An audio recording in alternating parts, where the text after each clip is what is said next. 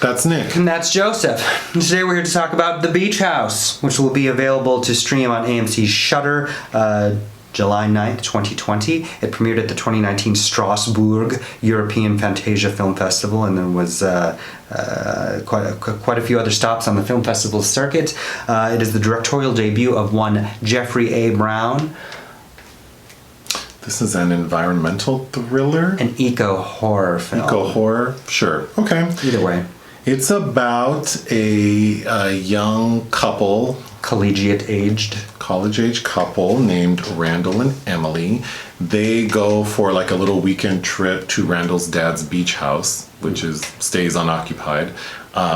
They arrive, immediately go to the bedroom to have sex, and when they're finished, Emily goes downstairs to, I guess, get a cold pop, I don't know, when she notices that there may be someone in the home. No, she sees somebody sitting at the table. Does she see her? Oh, yeah. That's right. She does see a woman shucking oysters.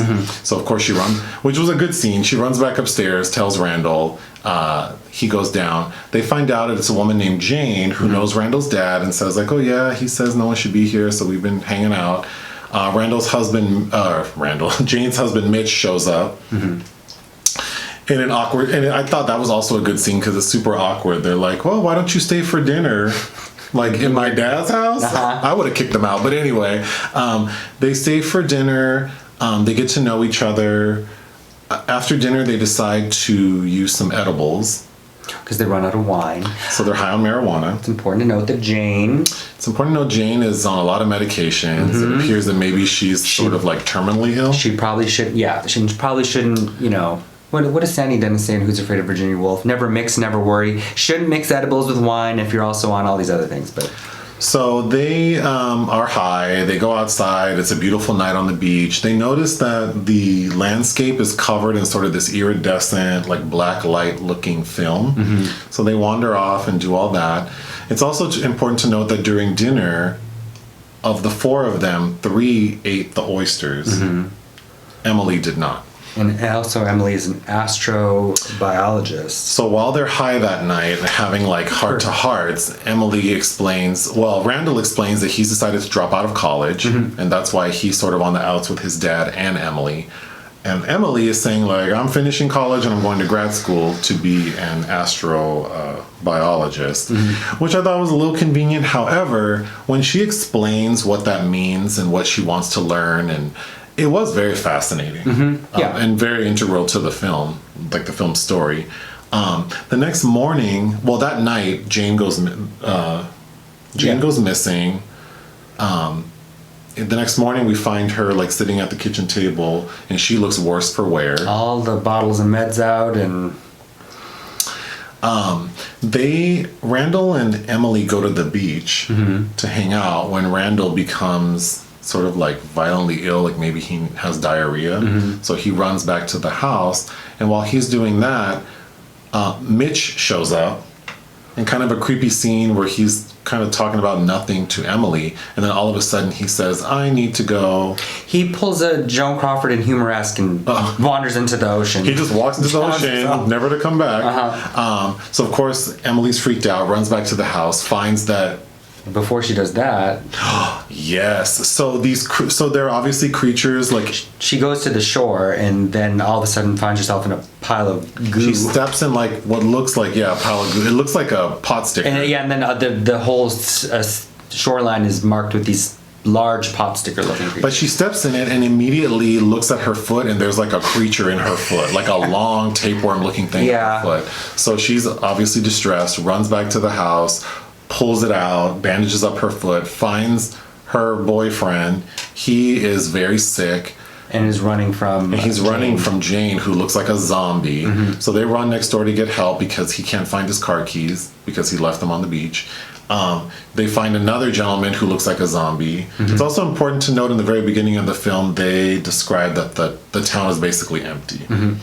So they find refuge in another house. Where there's like a creature feeding on a man. She listens to like a radio transmission that says that there might be something like in the air or in the water. We also early on realize that there's something in the water because everyone who touches it. Yeah, the texture of the water is off. Seems like it's viscous or something. She barricades herself in the house. Also, very conveniently, she explains that she's training to be a deep sea diver. Yeah. So she finds some oxygen tanks and is breathing from those. Randall is very sick now. Like, clearly he's not himself. He tries to attack her. She kills him. She gets in a car, like a truck, attempting to escape. And also a very tense scene. And she also intercepts she does find a radio in a truck where she learns that the fog, somebody's like, it's not fog, which is creepy. The end of the film is her attempting to drive away on like this windy road that's very foggy. She can't see. She runs into a tree, is knocked out. And then the final scene is her laying on the beach. She's clearly been infected by this parasite. And she's saying, like, don't be afraid, don't be afraid. And then the water takes her away into the ocean. The end. Okay. I like this film. Yeah. It's that was a long synopsis. It's nice and moody, very familiar. You could say it's a low-grade Invasion of the Body Snatchers. It's very familiar. Very similar to the Barry Levinson film The Bay in 2012, which is ostensibly a found footage film, but you saw it. It's about those creatures that are in the fish that kind of take over and decimate the coastal community. I believe you. It's entertaining. I don't remember. It's definitely worth watching if you haven't seen The Bay. It bears comparison to that. What did I like? I think the story, even though it's very familiar and predictable, I thought it was effective. I liked the acting. Yeah, Liana Liberato, who we reviewed her in Banana Split, and she's been in a lot of stuff. I remember her a decade ago. She's the young woman molested by an online predator in David Schwimmer's Trust. But been in a ton of stuff. She was also in To the Stars, which opened 2 or 3 months ago. Okay. I liked her. Yeah. Jane is like a first-time actor. Yeah, Maryann and Nagel, her film debut, I believe. She did a really good job of seeming, because her and her husband, Mitch, it's clear something's off about them, but by the end of the film, I wasn't sure if they were just weirdos or they had already been infected and their mind was, being eaten alive. But I thought they did a really good job of seeming kind of like creeps. Yeah, Jake Weber's he's a well-known character actor. He's been around. He's in The Pelican Brief, A Stranger Among Us, that Melanie Griffith movie where she's a Hasidic Jew. And he's kind of a poor man's Michael Sheen to me. But yeah, he's good. I liked how the film looked because once Emily realizes that they're not going to be alone in this beach house, she's obviously frustrated. She tells Randall, like, I thought we were coming here to work on our relationship. Like, why would we even come here if this is how it's going to be? And I thought the film, like, the mood of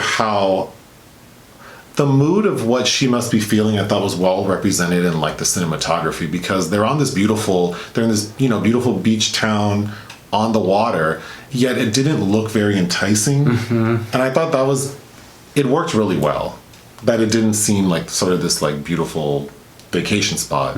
It almost seemed kind of like, yeah, I'd rather be anywhere else but here right now. So that worked well for me. What didn't work for you? The third act feels very long. It's only 88 minutes, and the third act feels very long. And I almost, and we discussed this watching it, wish that there had been more time spent on character development, like maybe a couple scenes of the town, because Mitch and Jane get oysters from somewhere. It would have been nice to see, or get more hints at how decimated the population was becoming all of a sudden. Maybe more of an even, like, more Lynchian vibe than what we get. The scope of the film feels really small, so I think it would have been nice to get a sense of, like, what is happening in their little area. Also, there's no hope. Like, right. We're just waiting to see who makes it out alive, if anyone. So I think it would have served from having like the more Lynchian weird. Well, it does get into like, as they're ingesting marijuana and drinking a bunch of booze. Like, it does seem like it's getting into trippy, playing with film textures, and I almost wish it had gone even a little further with that. Yeah. Like, I remember the movie Blue Sunshine from the 70s. If you haven't seen it, look it up. It's definitely fun. I was hoping it would have pressed that a little harder. I thought Noah Gros, who plays Randall, was kind of the weakest link, but he's playing kind of an empty-headed, aimless college dropout, so that fits. But he's the son of indie stalwart. God, I'm forgetting his name now. Gros. who's done a ton of stuff, who I always really liked. Okay. What would you give this film? I think 3 out of 5 is fair. I would give it 3 out of 5 as well. Pretty good debut from Brown, who was heretofore a location manager on a lot of productions. Okay. Anything else? No. All right. Bye. Bye.